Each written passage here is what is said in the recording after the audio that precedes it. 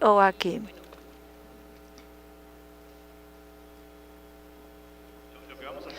O que vamos fazer agora é um ataque de roteamento para verificar como é que a gente visualiza isso do lado do cliente com o traceroute que executamos, e depois como é visualizado do lado do roteador para o prefixo que estamos usando como exemplo.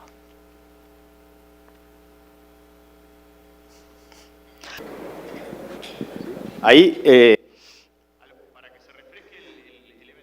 para fazer o refresh do MTR, cliquem na letra R e ele deveria fazer um refresh. E deveriam ver alguma coisa semelhante ao que estamos visualizando aqui. Quando vocês fazem o refresh do MTR, vão ver que mudou o caminho que percorre a informação. Mudou pelo menos a rota para o destino. Conseguem visualizá-lo? Alguém não visualiza isso? Quantos saltos tínhamos antes de que houvesse sido feito esse movimento? Alguém percebeu a quantidade de saltos? 9. E agora são 3. Deixe de compartilhar, por favor.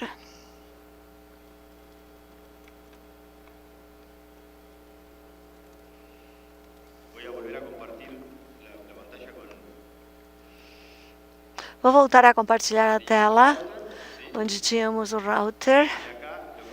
E o que vamos fazer aqui é voltar a executar o comando show BGP para o prefixo específico. Lembram que estávamos visualizando o estado da tabela BGP do endereço de IPv6 2803 9910 8000 2.2.1. Vejam o que mudou aqui. Qual é a rede que está originando esse prefixo ao que pertence conforme a tabela BGP? Por um copo único a pergunta: o que está acontecendo? Quem está originando isso e de que tipo de ação se trata? Temos várias perguntas em uma por um copo. Vamos ver o que aconteceu, que tipo de ataque é e quais coisas foram alteradas que estamos visualizando aqui nas informações que tem nosso router BGP para isso em comparação com as informações que tínhamos antes. Quem tem coragem de responder? Se aproxime do microfone, por favor.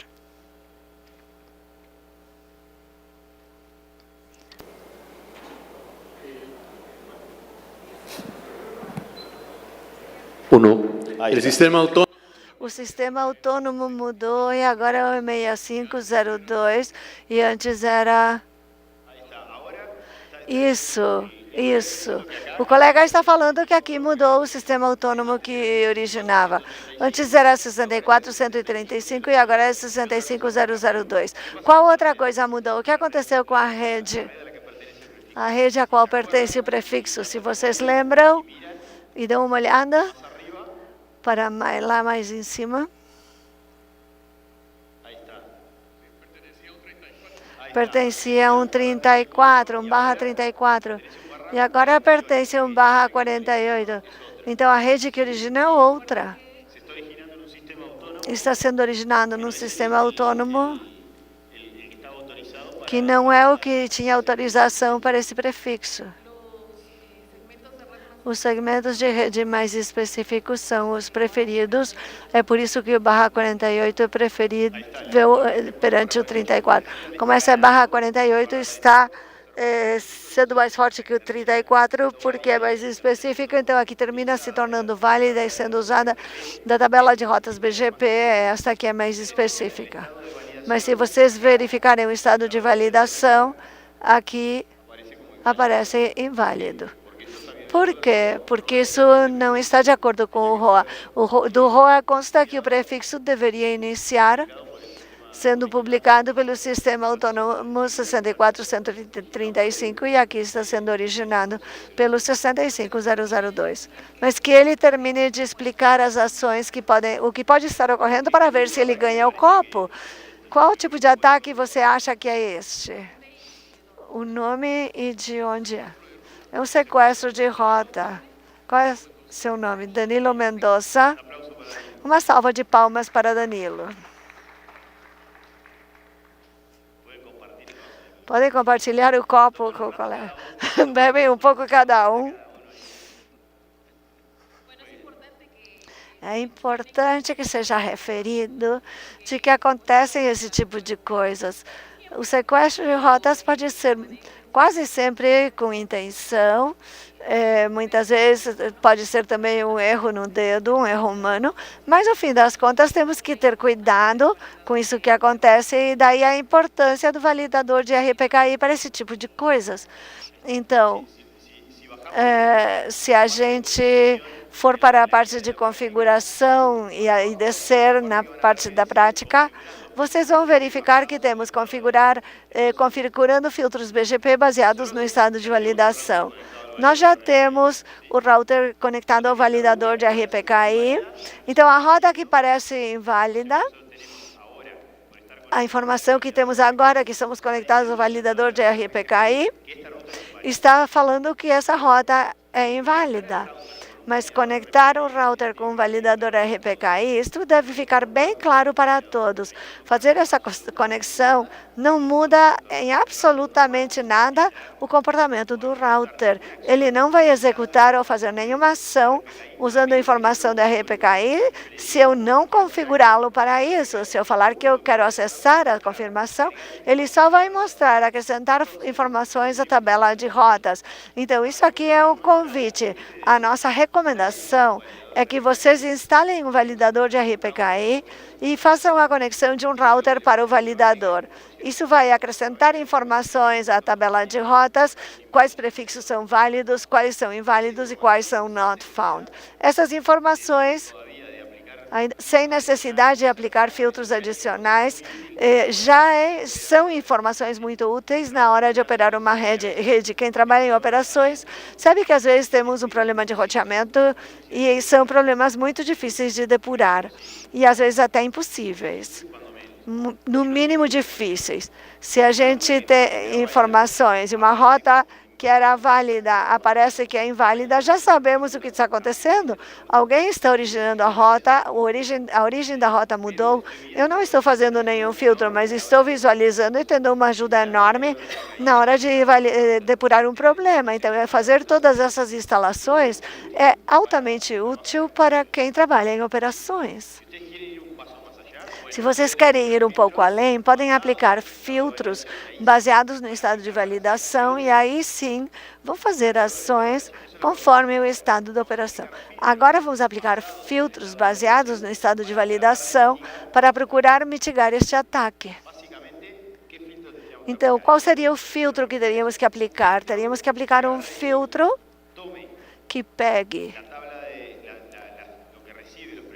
os prefixos que recebe do peer, que recebe pela seção BGP, e antes de fazer a instalação na tabela BGP, vai verificar qual deles são inválidos.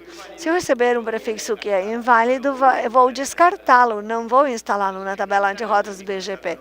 Se eu não instalar o prefixo na tabela de rotas BGP, não será válido para rotear as informações. Falando de outra forma, se eu elimino da tabela BGP todos os prefixos inválidos, deveriam restar apenas os válidos e os not found. Isso deveria resolver o problema. Então, agora vamos aplicar um filtro BGP, vamos alterar o route map, que já foi criado, onde consta que faz alguma ação com os prefixos que são inválidos. Então,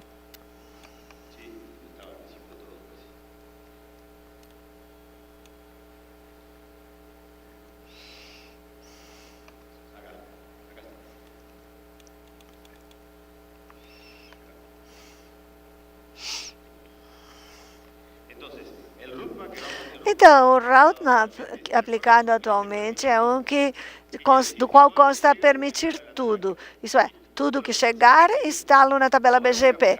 Agora vou mudar o roadmap e vou colocar aqui num roadmap RPKI. O que ele faz? Que nós já configuramos hoje no início, antes de iniciar a sessão BGP, ele assinala, temos dois permit, duas sentenças. A primeira é, faça o match com tudo que é válido, e tudo que for válido tem que dar uma local preference 200. O que é local preference? Não tenho mais prêmios, mas alguém sabe o que é local preference? O que é local preference? Um atributo BGP, muito bem. Isso mesmo. A saída do tráfego, quase. Local preference, sim, no microfone para que possam ouvir todos, também os que estão assistindo remotamente. A pergunta foi, o que é local preference? O colega assinalou, é um atributo BGP. Perguntamos o que faz o atributo BGP local preference.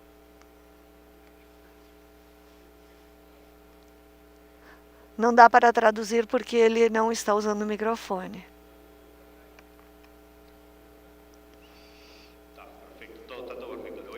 Muito certo, vou tentar repetir para que todos possam ouvir.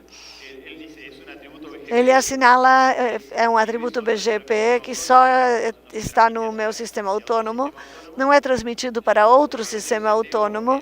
Em geral, eu faço vou configurá-lo onde eu uso o protocolo eBGP nos locais de entrada, como filtro dos prefixos que entram, os prefixos que me anunciam.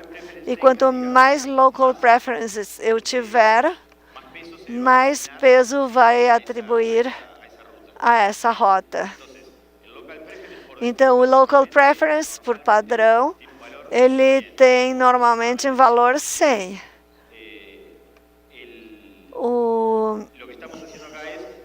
O que estamos fazendo aqui é aumentar o valor por padrão.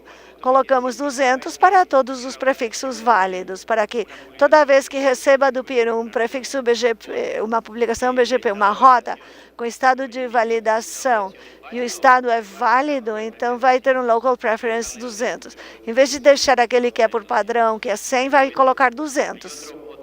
Depois temos outra sentença que assinala, faça o match com todos os prefixos que têm validação RPKI not found. E aí, uma local preference 100, que é o que tem por padrão. Então, se é not found, fica com local preference 100. Se é valid, vou colocar local preference 200. E o que acontece com os invalid?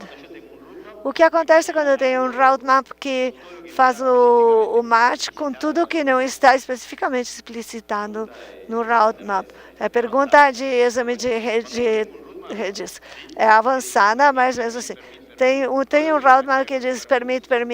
Tudo que não bate ou não faz o match com o permit é implicitamente deny. É como se eu colocasse o terceiro estado do RPKI, fora o valid not found, é inválido. Eu tinha que ter outro route map que assinale o que fazer com os inválidos. Se eu colocar numa sentença aqui que os inválidos sejam descartados, eu coloco deny. E se eu não colocar nada, é a mesma coisa. Tudo que não está especificamente feito com match com route map, é implícito que tem um deny. Quando eu aplico um route map, tudo que não estiver ali vai ser descartado. Certo? Como não tem nada que bata com esses inválidos, faça um match com os inválidos, eles vão ser descartados e não vão ser instalados na tabela BGP. Se forem inválidos, não instalo. Se é not found, local preference 100. Se é válido, local preference 200. Então, uma vez que eu apliquei isso na minha tabela BGP, nenhum prefixo inválido vai ficar ali. Então, este que é inválido deveria ir embora e deveria usar o outro que, embora seja menos específico, se é o único que tem, vou usá-lo. Aplicando este route map, quando eu elimino os inválidos, deveria limpar a tabela BGP e mitigar o ataque. Vamos aplicá-lo. Para aplicá-lo, vamos copiar só um pouquinho. Eu falei qualquer coisa, isso já está, vale. Um instante, por favor. Configuração de filtros do BGP baseados no estado de validação. Para configurar esse route map, vamos para o router. Vamos entrar no modo de configuração, conft-t. Entramos na configuração de nosso sistema autônomo. No meu caso, temos que escrever router BGP. E no meu caso é 65001. E vocês têm que colocar o seu sistema autônomo. Então, vou acessar o processo BGP no meu router. E aí, vou executar este comando address family IPv6 unicast para mudar a configuração da seção BGP para o protocolo IPv6, e o que vou fazer é alterar o route map. O route map que temos atualmente permite tudo. Vou trocá-lo pelo route map que só permite esse de RPKI que acabamos de explicar. Então, mais uma vez, entram no modo de configuração. Na configuração do protocolo BGP, no address family IPv6 unicast, executa o comando neighbor fd3a d409 2.10, que é a configuração do neighbor, do peer, e coloca um route map RPKI in. Então, já temos isso e colocamos o todo in para o RPKI. Quando aplicarem isso, fazemos exit para sair do address family, exit para sair do BGP e depois também exit para sair do modo configuração. E voltamos a executar o comando show BGP IPv6 unicast para esse prefixo. Vamos ver o que aconteceu. O que foi que aconteceu? Filtrei, assim, evitar tudo que é inválido. Agora esse endereço IPv6 voltou, aparentemente, conforme a tabela BGP, bate com a rota do prefixo original, /34. O sistema autônomo que origina é o certo, o 64135. E o estado de validação, RPKI, é válido, mais uma vez, porque eu eliminei da tabela de rotas todos aqueles que são inválidos. Todos conseguiram fazer isso?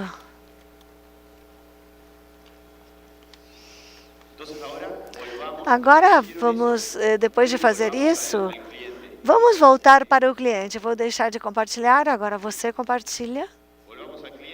Voltamos para o cliente, onde estava rodando o MTR. E cliquem no R de refresh. Voltamos para o cliente e fazemos clique no R de refresh. Por gentileza, clique no R. Está fazendo alguma coisa? Todos tiveram esse mesmo resultado? Alguém visualiza a rota original novamente? Levantem a mão. O que foi que aconteceu? Não tínhamos aplicado um filtro? Isso não deveria estar rodando? Não, não deveria. Por quê? Alguém... Aqui temos um copinho. Temos uma caneta. A pergunta é a seguinte. O que foi que aconteceu? Porque se aplicamos um filtro, está tudo certo, filtramos a rede, isso continua sem funcionar. Aqui já é o nível ninja de administrador de redes. Como é que funciona a RPKI? Usem seus conhecimentos e tentem descobrir qual é o problema. Tudo está certo no router. Então, qual pode ser o problema? Levantem a mão, vamos resolver todos. Um brainstorming. O chefe de operações nos chamou a todos, nos trancou no banheiro e temos que fazer um brainstorming. O que está acontecendo? Como funciona a RPKI? Vamos ficar todos demitidos, se não tiver opinião, todos demitidos. O que foi que aconteceu? O que está sobrando, o que está faltando. Uma ideia. Não ajude, Silvia. Não dê dicas. Isso não existe na vida real. Vamos fazer um esforço. Levantem a mão e deem uma opinião. Ele se escondeu. O que está acontecendo? Fizemos tudo certo no router, aplicamos um filtro corretamente, visualizamos a tabela BGP, ela se atualizou, o prefixo é válido. No entanto, vamos no cliente, mandamos um traceroute, mandamos o tráfego para esse destino e o tráfego continua indo para o lado errado. Por quê? Por quê? Por quê? Que tipo de protocolo é IP? Voltado para conexão ou não voltado para conexão? Pularam. Como foi que obtiveram o seu diploma? Não, estou brincando. Estou como o Tito fazendo de policial ruim. O protocolo IP não está orientado à conexão. O que quer dizer isso? Cada router, vocês não têm por que saber. Tudo que eu estou falando é só para provocá-los para ver se alguém arrisca, tem alguma ideia. Mas não é simples perceber, e muito menos numa apresentação, e bem menos assim, totalmente fora do problema. Em muitos casos, muitas pessoas vêm com uma ideia, mas precisam de muita experiência para perceber qual é o problema. O que é normal é o que está acontecendo aqui. Não é fácil identificar este problema, então fiquem frios. Então, isso aqui era mais uma brincadeira. O IP é um protocolo não orientado à conexão. Isso quer dizer que cada router toma independentemente a decisão de qual é o próximo salto. Eu posso ter uma belíssima rota no meu router que para chegar nesse sistema autônomo tem que percorrer todos esses sistemas autônomos. Isso consta na tabela BGP. Todos os saltos que o pacote tem que dar, que vai com destino originado na minha rede, com destino para outra rede. Mas na realidade... Quer dizer que o pacote vai seguir esse caminho? Não. Porque quando passar do meu router para o seguinte, o que eu tiver no meu router já não é importante. Importa o que está na rota seguinte. Isso que é maravilhoso do IP. Se lembramos como é a topologia de redes, o nosso router tem uma seção BGP e está conectado com o router central do ponto de troca de tráfego. Aí vai mandar o tráfego. Quando o tráfego chegar a esse router, ao central do ponto de troca de tráfego, quem vai tomar a decisão sobre o próximo salto? O meu router? O router central do ponto de troca de tráfego? Então, o que estaria faltando configurar nesse router para que isso funcione? Não no meu router. Nós já fizemos o nosso trabalho, fizemos tudo direitinho. Quem não está trabalhando bem é o router central do ponto de troca de tráfego. Então, o que faltaria configurar aí para que isso funcionasse de fato? Tem o router central de ponto de... Que a SN tem o peer de vocês, os 65 mil. Vejam que no SPath que nós tínhamos antes, o SPath era meu ASN, e se era os 65 mil, e depois 64.100 e alguma coisa, que era o que dava origem às coisas.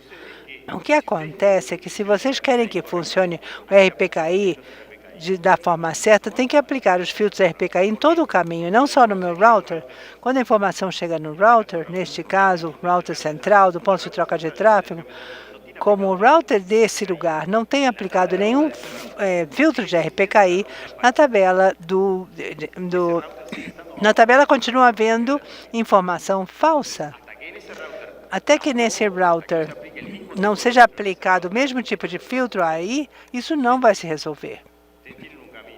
Vocês têm um caminho, vocês aplicam uma filtragem aqui, resolve o problema, mas quando passa a informação seguinte, se o seguinte não resolveu, vai tentar enviar a informação o caminho falso, porque continua sob ataque.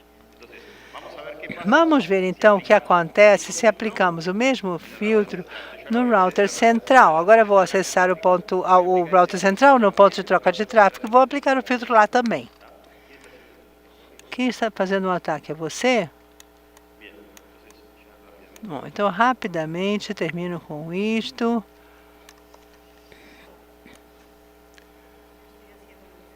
Eu estou fazendo sequestro, Nico. Silvia é a que está sequestrando aqui.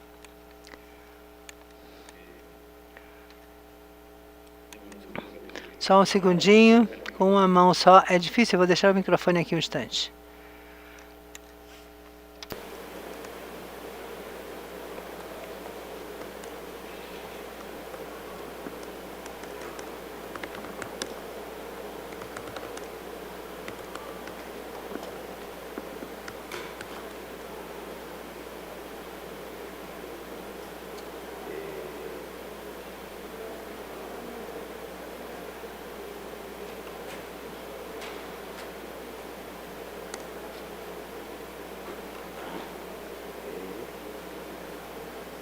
¿Cómo es el tuyo?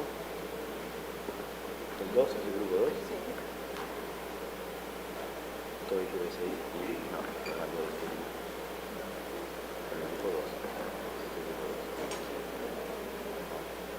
Sí. Y acá, en vez de todo el USI, tenemos esta réplica. ¿No?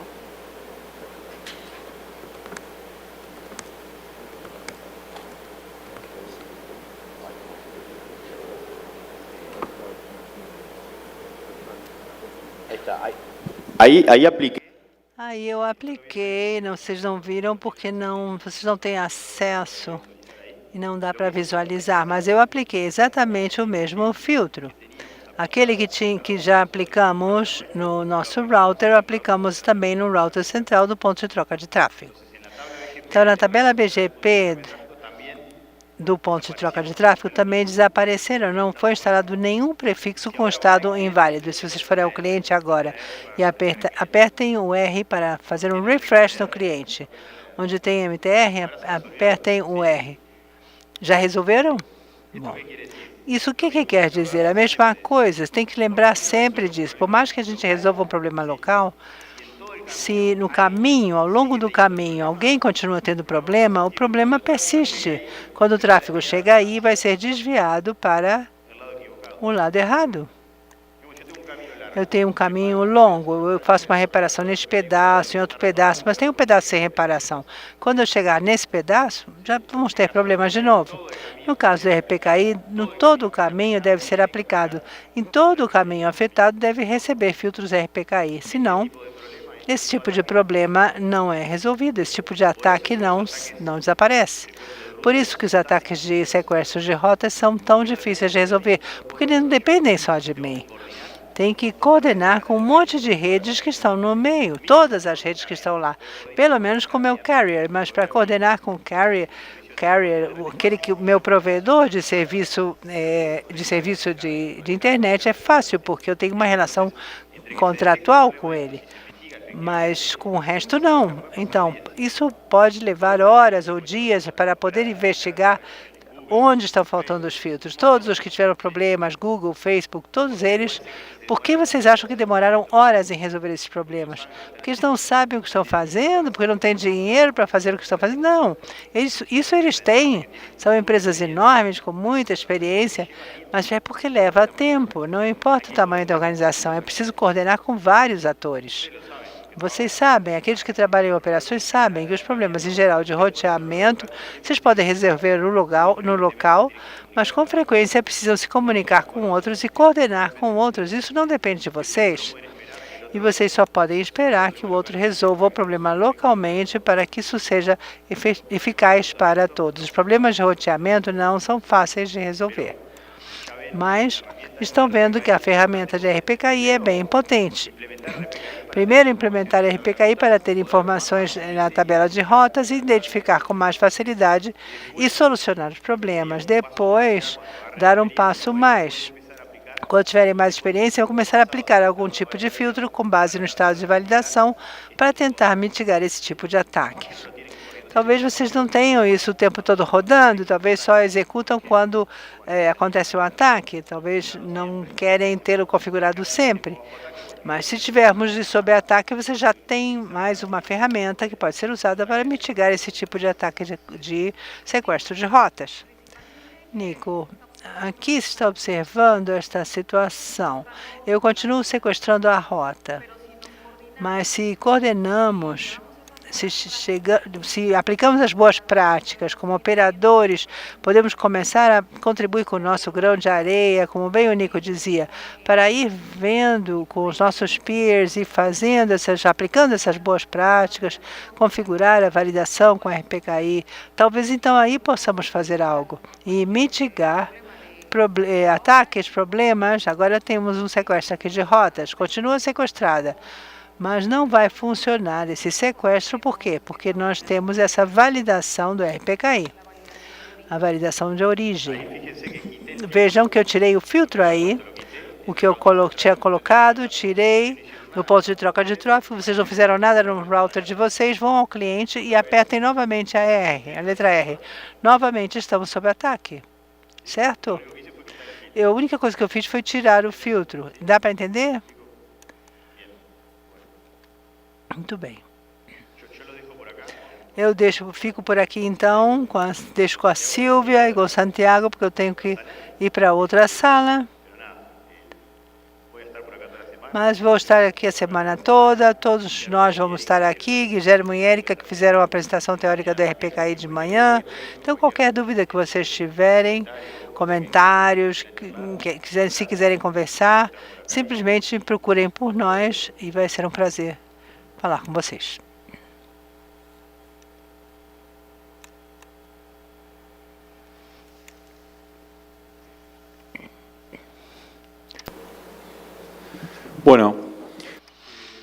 Muito bem.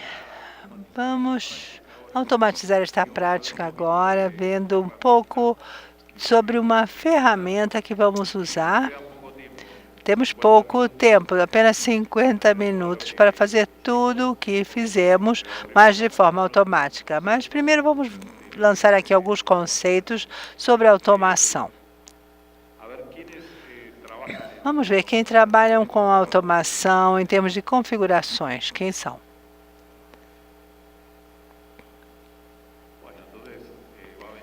Bom, então a prática vai ser boa. Vai ser útil.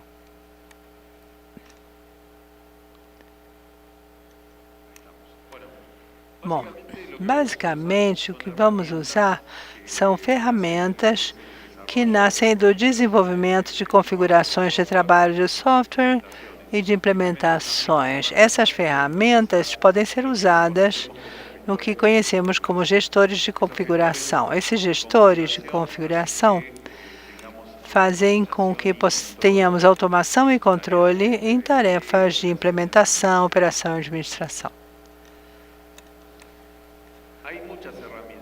Temos muitas ferramentas, estas são algumas das conhecidas.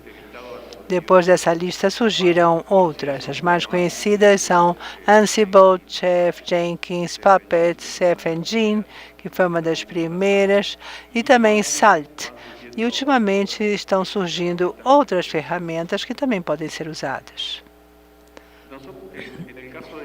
No caso de 3 dessas ferramentas, Ansible, Chef e Puppet, temos uma tabela que mais ou menos reflete as características principais de cada uma. Tem mais, mas as principais são em que linguagem se desenvolveram. Ansible usa Python, Chef Ruby, Puppet também. Temos também o formato das configurações. Ansible usa YAML, Chef usa uma Ruby e com uma linguagem própria, a mesma coisa com Puppet. A dificuldade de aprendizagem, isso é relativo porque vai depender da implementação que cada um faz. E uma ferramenta pode ser de aprendizagem simples, mas não cobrir também as necessidades que nós temos. Outra coisa importante é a arquitetura. Em muitos casos, é só um mestre que configura uma configuração, que faz uma configuração remota. Em outros casos, você tem que ter um agente em cada equipamento para que se comunique com o administrador ou com o mestre. Também é importante o protocolo usado. Muitos usamos, por exemplo, protocolos SSH, Netconf, outros usam REST, e também a gestão da configuração. Em muitos casos, a gestão é pull E no caso do Ansible é push and pull. O que nós vamos ver é Ansible. Ansible foi desenvolvida por Red Hat. Esse projeto ficou aberto, tem as suas próprias ferramentas de configuração chamadas Tower, que não são gratuitas, mas Ansible sim é gratuito e é muito usado. O que vocês têm aqui é uma arquitetura básica, na qual, que nos dá um playbook. Vamos ver daqui a pouco um arquivo principal onde começa a desenvolver toda a implementação. Os usuários, temos usuários e um inventário. E o que vamos ver nesse inventário? Todos os dispositivos nos quais queremos fazer uma tarefa. Também podemos ter um banco de dados com todas as informações que queremos de configurações, etc. Os hosts onde vamos aplicar essas configurações e também é importante a rede. Quais são os componentes do Ansible? Basicamente, são 3 na arquitetura. O nó de controle, que é a principal máquina na qual está instalado o Ansible. Não é necessário, em geral, instalá-lo em outros nós que não sejam só o que vai ser administrado. Os administrados são os remotos. Aí é onde vamos fazer o controle, as mudanças que precisamos. E o inventário é a lista desses nós, onde vamos executar as tarefas. Aqui vocês têm um diagrama básico sobre como seria o nó de controle. Temos o playbook da lista, o início das tarefas, o arquivo que descreve o início das tarefas, e o inventário, onde estão os nós. Aí vocês podem agrupar, e essa agrupação pode ser por tipos de nós. Por exemplo, se eu tenho um router Cisco, MikroTik ou de outras marcas, posso fazer grupos. Se eu tenho servidores, por exemplo, com sistema operacional, alguns têm Debian, outros têm Ubuntu. Posso fazer essas diferenças e aplicar, de acordo com o tipo de nó, posso aplicar diferentes configurações, porque nem todos são iguais. Então, vai depender de quem eu aplico. Nesse playbook, eu posso desenvolver, então, tarefas diferentes. Aqui vamos passar rapidamente, porque senão não vai dar tempo. Alguns chamam de artefatos, outros componentes do Ansible. É uma lista reduzida. Há muitos mais, mas os mais importantes são esses: playbooks, conceito das tarefas, variáveis, módulos, as coleções e os templates que me servem para fazer desenvolvimentos e compartilhá-los. O playbook é o arquivo de início da execução, são as primeiras indicações do que vai ser feito. E é definido como, aparece aí, uma lista ordenada de tarefas. E contém diferentes elementos, que são variáveis, hosts, que podemos incluir pedaços de outras tarefas, outros arquivos em outros. Então, basicamente, é o que vai começar o provisionamento nos equipamentos remotos. A tarefa, basicamente, está associada a um módulo no Ansible. O que eu vou fazer é o código e vou executar, então, alguma coisa. Esse alguma coisa pode ser uma coisa simples, como instalar um pacote de software numa máquina remota, ou copiar um arquivo de configuração, ou pode ser uma coisa bem mais complexa, que é implementar toda uma infraestrutura completa. Posso fazer uma implementação de várias coisas em vários equipamentos. Aqui vocês têm um exemplo. Talvez isso reflita o que vemos como uma coisa mais complicada de fazer em Ansible que no Linux, uma linha de comando. No caso, primeiro caso, como instalar, por exemplo, Apache. Temos para Ansible, essa tarefa, eu dou um nome a essa tarefa. Temos aqui o Apache HTTPD e invoco o módulo Ansible built-in apt. Até aí eu só fiz uma parte, mas depois eu tenho que dizer o que eu quero instalar. Nesse caso, o nome que vocês veem aí se refere ao pacote, não à tarefa, e o estado, estou dizendo aí que me instale a última versão, a mais recente. No Linux fazemos isso bem simples, fazemos apt, instala Apache 2, instala e pronto. A mesma coisa pode ser feita aqui neste exemplo, que é um exemplo simples, onde estamos comparando o comando Linux com uma tarefa em Ansible. No segundo caso, queremos instalar a mesma coisa a partir de um pacote. Vocês sabem que eu tenho que baixar o pacote, instalá-lo com o dpkg, por exemplo, o que nesse caso eu uso o mesmo módulo, mas em vez de dizer o nome, o módulo já inclui a possibilidade de instalar pacotes deb. Então, se vocês veem, é muito similar à sintaxe para poder instalar um pacote desde o repositório ou a partir ou seja, um pacote que foi baixado.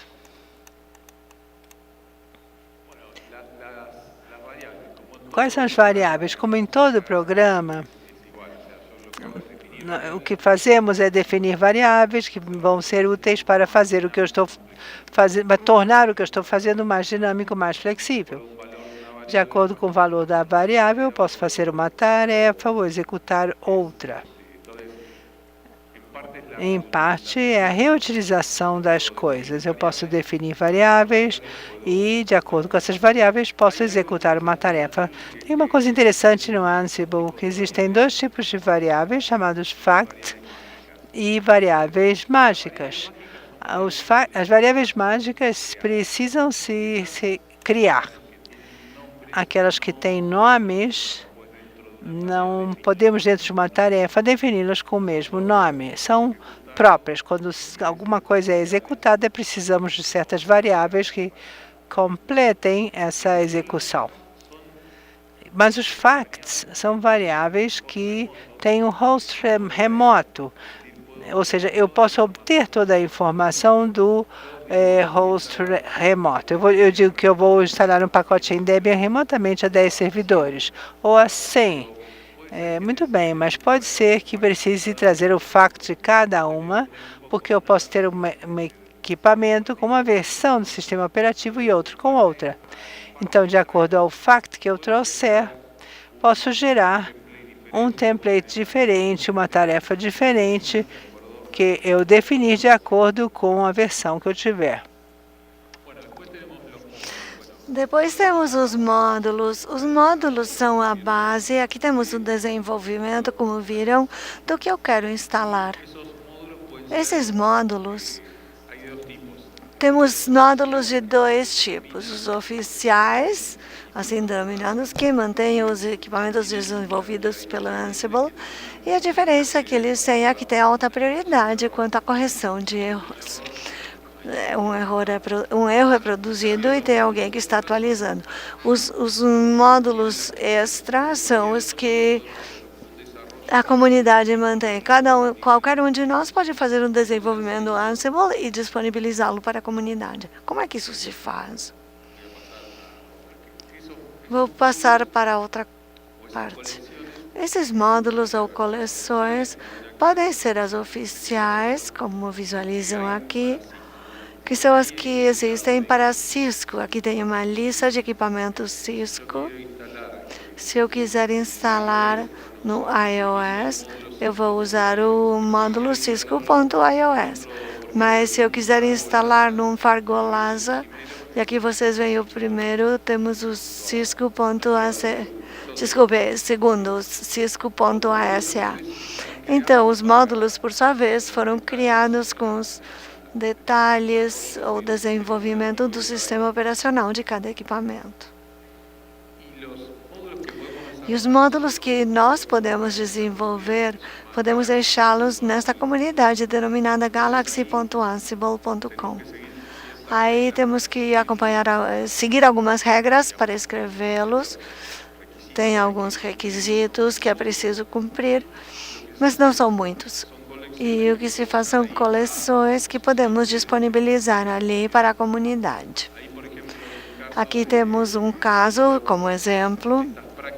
Se nós nessas práticas estamos usando FRR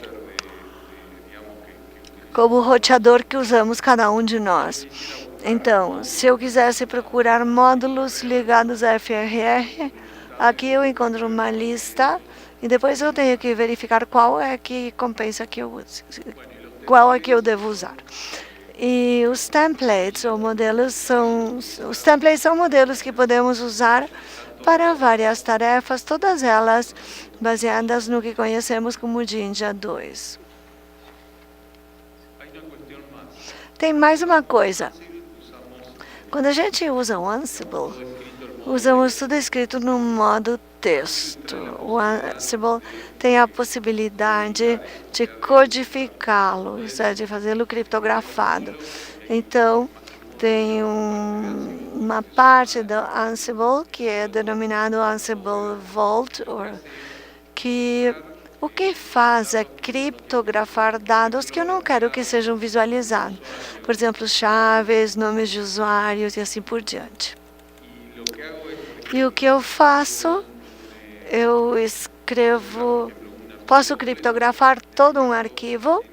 Aqui neste caso, vocês têm o exemplo, eu vou rodar o Ansible Vault Create, vai pedir uma senha e que eu volte a escrever essa senha. Quando eu visualizar o arquivo, vou visualizar isso aqui que é criptografado e não vou entender nada do que tem ali dentro. Eu só poderei fazê-lo se eu tiver a senha. Aqui temos mais exemplos que deixamos para ver como podem fazê-lo.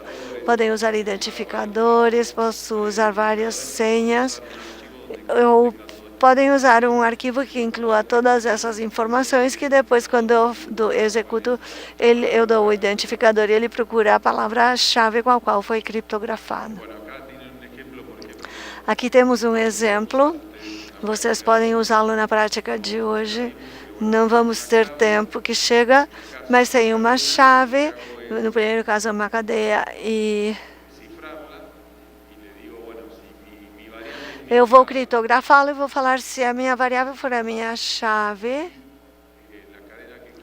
e o que eu quero criptografar é a que está aí do lado, que é uma espécie de senha. E quando eu executo o Ansible Vault, vai aparecer uma chave e do lado uma série de números que criptografou a chave.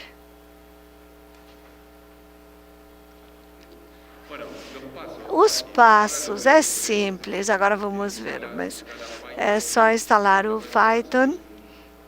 Para instalar Ansible, o Ansible é um módulo do Python. E aí definimos a lista de hosts. E tem aqui alguns comandos para ver como é que eu posso... devo assinalar uma coisa. Se eu quero que seja automático, eu tenho que copiar a chave pública na máquina de controle para as máquinas que eu vou administrar. Essa era uma parte de automação que vamos passar por cima porque não temos tempo que chega, mas lhes apresentar o estado atual dos diferentes protocolos, de tudo que envolve automação. Então, vamos verificar que tem diferentes protocolos. Essa parte aqui tende mais a serem configurações usando equipamentos que suportem esses protocolos, como a netconf, restconf, GNMI. E tem um modelo de dados usados, que é o YAM. E aqui deixo com vocês para que possamos passar para a prática, para avançar. Mas a última coisa que eu queria mostrar é, com isso vocês podem fazer telemetria, isto é, não apenas vou configurar um equipamento, mas também vou obter dados do equipamento. Quando há mudanças nesse equipamento, ele vai abrir um stream e mandar informações. Então, funciona diferente no SNMP. No SNMP, vocês fazem um pool. Isso é da máquina onde vão querer obter os dados, que vai unificar uma interface. Vocês terão que entrevistar o equipamento, o router, e trazê-lo. Com telemetria, o que fazem é, depois de estabelecer e suportar estes protocolos, o próprio equipamento vai me informar que houve uma mudança. Essa é a vantagem que traz a telemetria. Imagino que vocês têm muitas perguntas, mas vamos usar o Ansible na prática.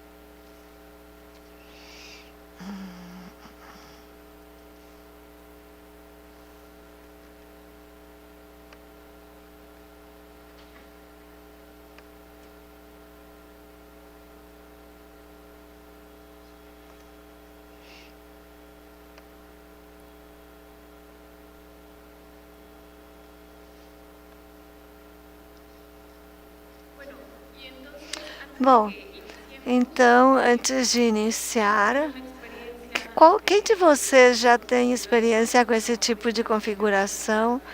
Em princípio, falaram que não estão fazendo automação, mas será que alguém teve algum caso conhecido de telemetria que possam querer compartilhar conosco?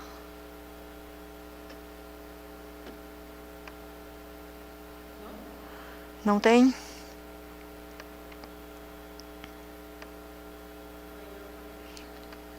Aí, okay. Bom, era só para poder entregar o nosso último prêmio por fazer um comentário, mas não querendo, ou não tem coragem.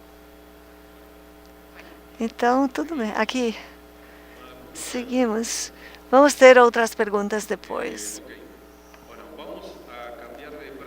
Vamos mudar a prática e vamos entrar para https://github.com/LuckyNog RPKI Labs.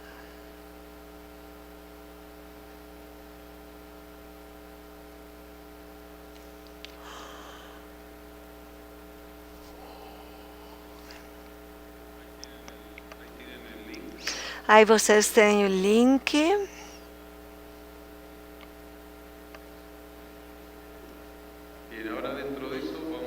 Aqui nisso vamos ir para onde consta guia prática de automação com Ansible e BGP, que está aqui, Q4, esse último.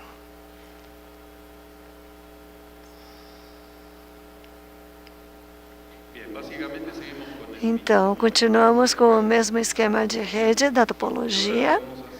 E o que vamos fazer agora? Precisamos instalar 2 pacotes. O primeiro, que vocês também podem fazer, é instalar a coleção que vamos usar, que é do Cisco iOS. O comando é Ansible Galaxy Collection Install Cisco.ios.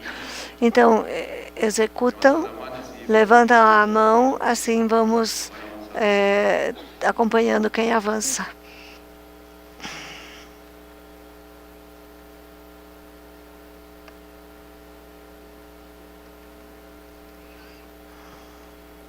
Será que alguém levantou a mão? A segunda tarefa que vamos fazer é clonar o repositório onde estão todos os playbooks e as tarefas que fazemos do Ansible. Então, o comando é git clone e esse URL, onde vocês vão trazer tudo o que nós desenvolvemos nesse repositório.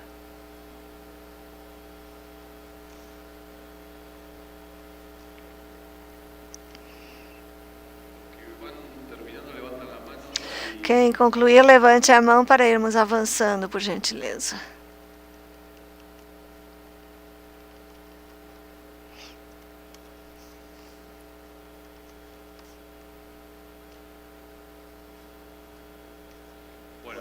Bom, para irmos mais rápido, aqui vocês têm uma árvore de como está a estrutura que acabaram de clonar.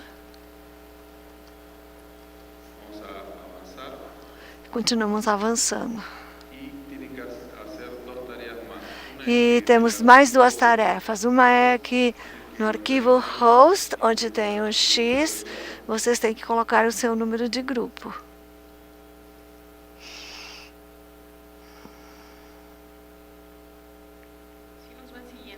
Conseguem acompanhar?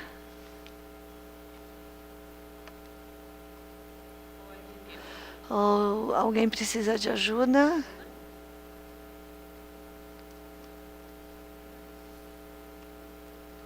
Ou tem dúvidas?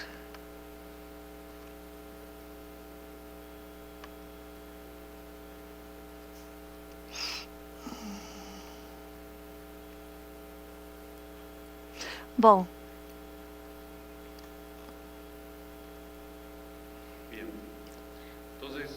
Então, a segunda tarefa é assim. Vocês lembram quando entraram na página principal? Hoje, quando entraram no laboratório,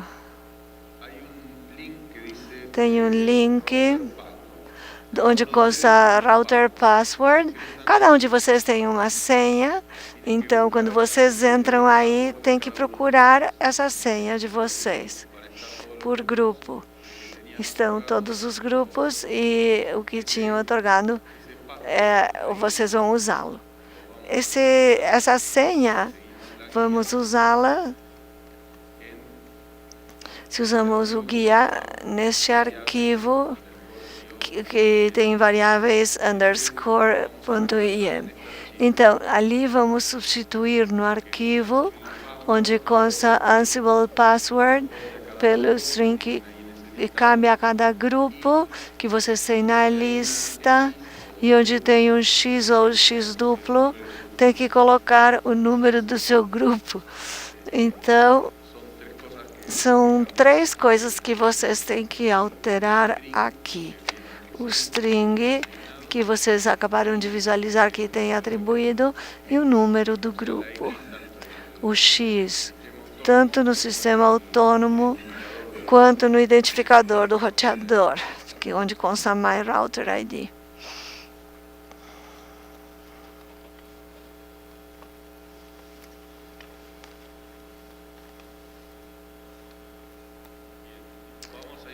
Vamos então passar um pouco mais rápido com as tarefas para ver se conseguimos concluir a última. Vou mudar para o diretório onde está o que clonamos, que está no RPKI Labs. RPKI Labs, Lab Setup, Score Setup e Ansible. E vamos iniciar a primeira tarefa. O que vamos fazer é mudar do roteador para o CLE. O roteador, ele ficou configurado como fizemos hoje. BGP, os roadmaps que tínhamos, os prefix list e assim por diante. O que vamos fazer é esvaziá-lo. Para esvaziá-lo, vamos dar esse comando, fazer a seguinte tarefa. Vocês têm isso no guia. Eu vou fazendo isso aqui.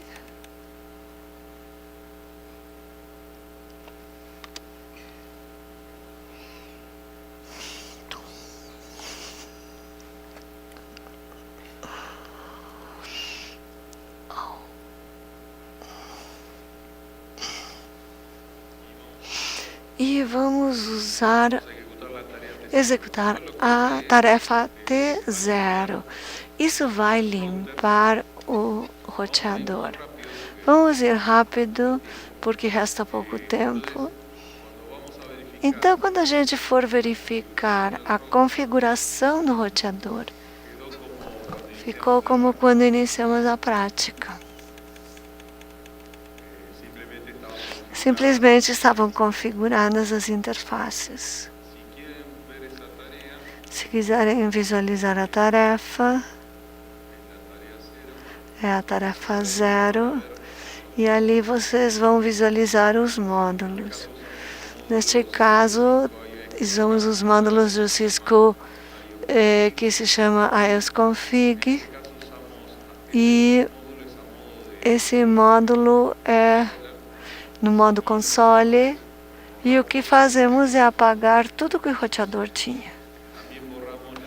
Também apagamos a parte de RPKI. E o que fazemos é, cada tarefa que executamos, salvamos a configuração. Isso também é bom no Ansible.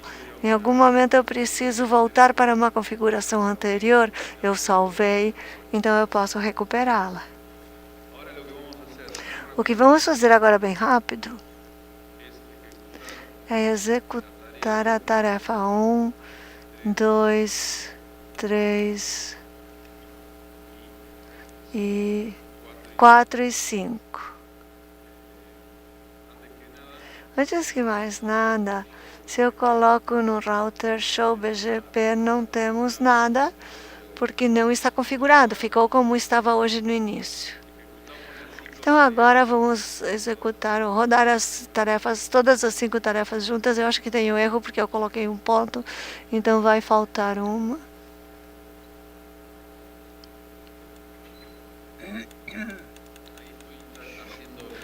Aí eu estou fazendo tudo o que a gente fez antes.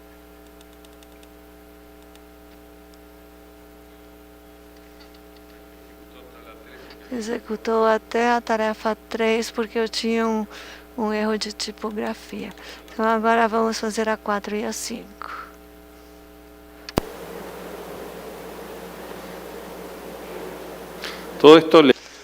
Tudo isso fica no site. Depois podem visualizá-lo. Vamos estar aqui a semana toda. Se tiverem dúvidas, falem com a gente. Então eu coloco o show BGP, volto ao estado que tínhamos hoje no início, com as rotas que tínhamos. Agora vamos fazer a automação de uma tarefa que ainda não fizemos. O que fizemos até agora, a gente viu foi como se usa o RPKI, como podemos filtrar prefixos válidos e inválidos. O que vamos usar agora é uma outra tecnologia que vocês viram hoje com Eric e Guillermo, hoje de manhã, que é usar informações que tem no IRR. Então, agora vamos ver como podemos fazer a automação dessas informações.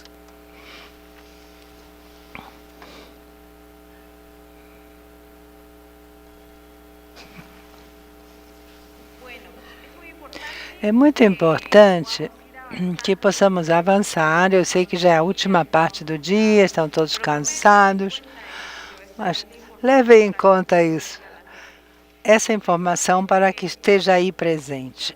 Principalmente, muitas vezes podem ser coisas muito avançadas, então, pelo que foi comentado no início, a automação, que bom que não tinha sido falada nem a experiência. Mas é importante considerar que o LACNIC sempre tem essa tarefa de capacitar. E para isso é importante também dizer, como dissemos no início, mencionar que a entrega dos prêmios que fizemos aqui vieram do campus LACNIC. É importante dizer a vocês que é possível fazer esse tipo de capacitação online. Por aqui temos a Mariela Rocha, que é a coordenadora do campus LACNIC, e que pode nos comentar um pouco sobre esta participação importante do LACNIC em termos de capacitação, para que vocês também fiquem a par, em dia com sobre essas iniciativas.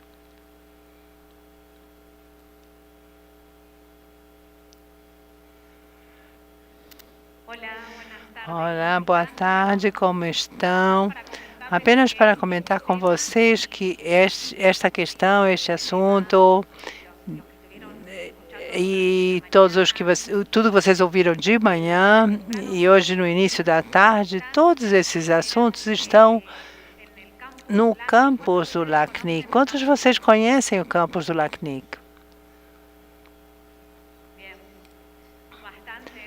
São alguns, bastantes conhecem, isso me deixa contente. É uma plataforma de capacitação online, para os que não sabem, do LACNIC. Hoje tem 22 cursos online. E o melhor que tem é um sistema de carreira para que vocês possam seguir e se certificar como operadores de rede, SPs, data center ou operadores de redes campus. Então, todos os que estão interessados nesse tipo de tópicos podem ver as especializações do campus e vão encontrar questões como gestão avançada de redes, IPv6 básico, avançados, RPKI, BGP, segurança. Então, só vim aqui para convidar a vocês para que participem do campus LACNIC. Para os sócios, os cursos são completamente grátis, então aproveitem esses cursos, não deixem de se registrar. Lembrem, campus.lacnic.net. Isso era tudo. Muito obrigada, Silvia. Muito bem, obrigado, Mariela. Vamos continuar. Como vocês viram hoje de manhã com a apresentação, o Guilherme e a Erika mostraram como obter informações do IRR. Neste caso, vamos usar o IRR do Maintain, que é o Nico, vai nos trazer uma série de informações. Vocês podem ver aqui que temos os prefixos IPv6. Neste caso, a rota 6, outro objeto que vemos, outro prefixo /33, outro /34. Não vamos especificar os objetos AS7. Vamos especificar os objetos AS7, perdão. Os que estão definidos aqui são vários. Lembrem que isso está preparado para este laboratório, especialmente nesses objetos. Então, o que nós temos é o AS7, o nome é o AS764, 135, o nome do laboratório do RPKI, permitidos. Outro, depois que temos, diz que se refere aos AS dos instrutores. Cada um de nós usamos os AS 65001 até o 65005 e os 65000. Você usa o router que funciona como XP, é o da borda. Vamos tentar gerar uma configuração para o router que leve em conta esse AS7. Vamos usar, de acordo com esse AS7, vamos dizer que só vamos permitir aqueles prefixos originados pelos AS dos tutores ou instrutores. Se voltamos ao router, vamos ver que ainda está aqui o sequestro de rotas. Lembram que foi o último prefixo que vimos aqui, 2803, 9910, 8000/48, originado pelo AS da Silvia, vamos chamar assim. Seria o número 2, que se origina aqui, passa pelo router da borda, que é o AS 65000. Vamos automatizar isso. O que vamos usar? BGP Q4. Vamos fazer isso diretamente do Ansible, porque não temos muito tempo.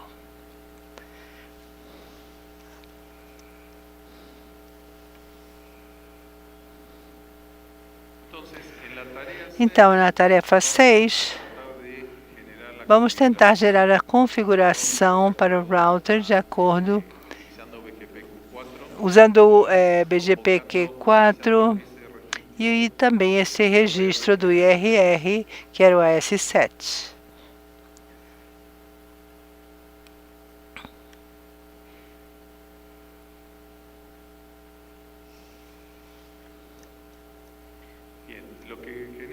O que gera são vários ASPath, Access List, que me permitem fazer filtragens. Então, vamos voltar ao router. Voltamos a executar show BGP e ainda não aplicamos esse ASPath. Vamos executar a tarefa 7, então, que aplica no neighbor sobre o que estamos falando, que seria o roteador ou router da borda.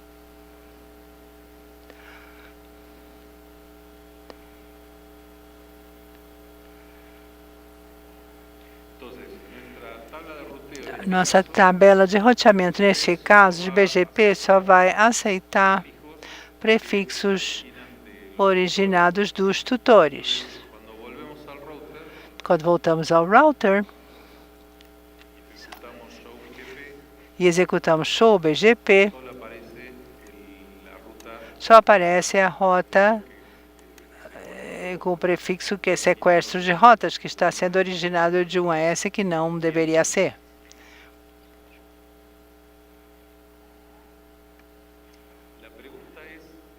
A pergunta, então, é como podemos eliminar este prefixo?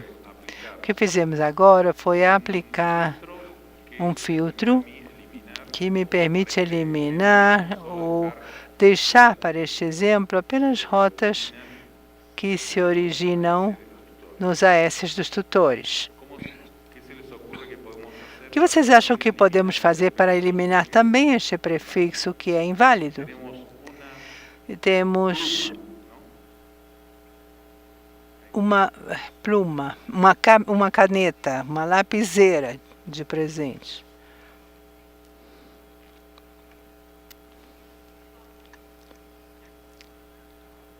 Lá. É de bambu, bem novinha, está no pacote ainda.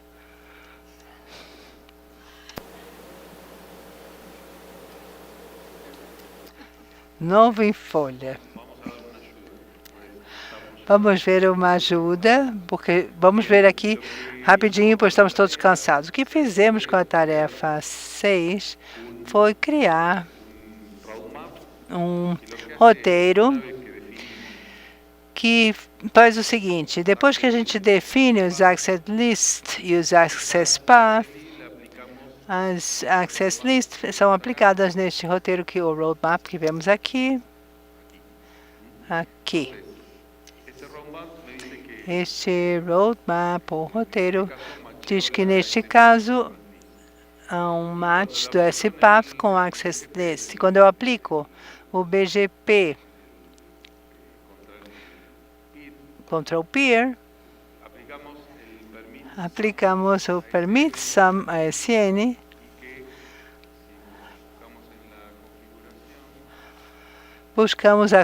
porque se buscamos a configuração, vamos encontrar aquilo que vimos agora há pouco. O que fizemos?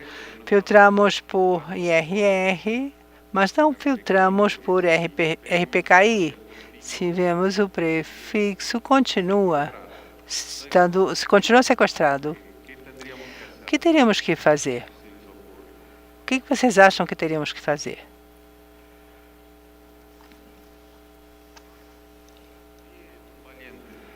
Aqui temos um corajoso. Boa tarde, Fernando do Peru.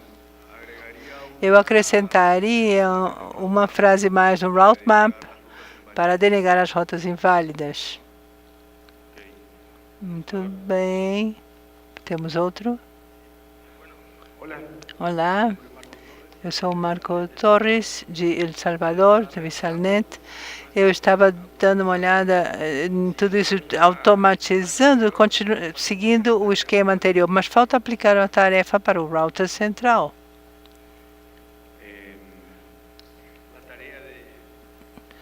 A tarefa para eliminar essa rota sequestrada? Não. Aqui o que estamos tentando, estamos trabalhando sobre o nosso router e queremos eliminar a rota. Não queremos vê-la no nosso router. É verdade, o que nós vimos hoje é que para que o RPKI funcione, deve estar em todos os routers envolvidos no PAF. O que estamos tentando fazer aqui é aplicar um filtro local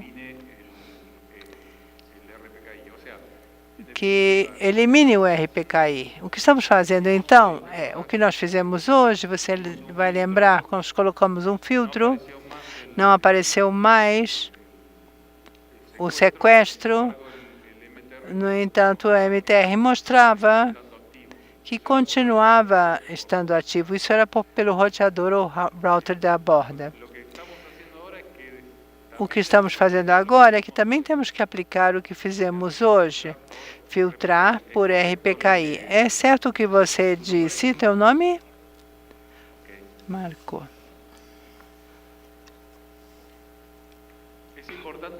É importante o que você diz, é preciso fazer no todo o PAF. Mas aqui o que nós estamos tentando fazer é filtrar no nosso router os prefixos para saber como se aplica um filtro com IRR também. O que fazemos é somar as duas condições num só filtro. O que fazemos agora, então, para terminar, é executar duas tarefas. Vamos fazer juntas. Vocês têm tudo isso na página web, vocês podem fazer uma revisão e, se quiserem, podem nos consultar. Na 8 eu vou criar um route map que envolva as duas condições. Vamos fazer uma por uma para ver bem. Nós nos acostumamos a automatizar e não escrevemos muito, mas vamos tentar.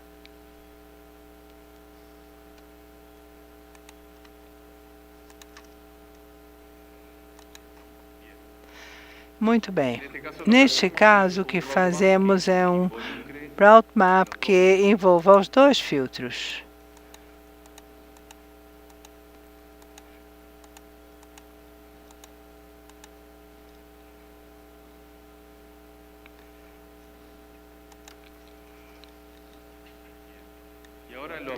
Agora vamos aplicá-lo.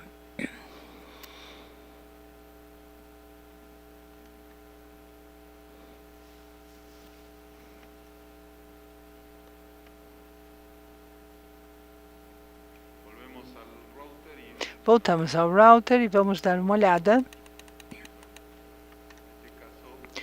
Neste caso, não existem prefixos. No nosso router, em particular, nós colocamos um filtro usando o RPQ4 de um objeto que temos consultando o IRR do LACNIC. Este objeto aplicado aqui é um AS7 que envolve a política de que só quero ver no meu router os prefixos originados pelos tutores. Como temos um sequestro de rota feito por um tutor, só fica válido no meu BGP, eu só vejo lá o prefixo do sequestro. E o que fizemos agora com a RPKI foi eliminar isso.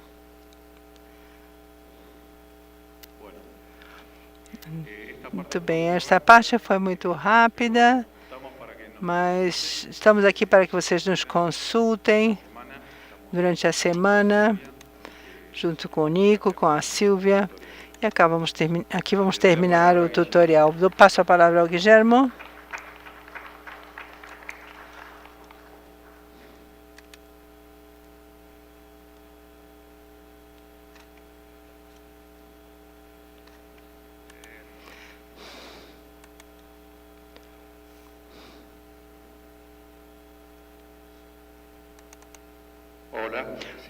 Alô.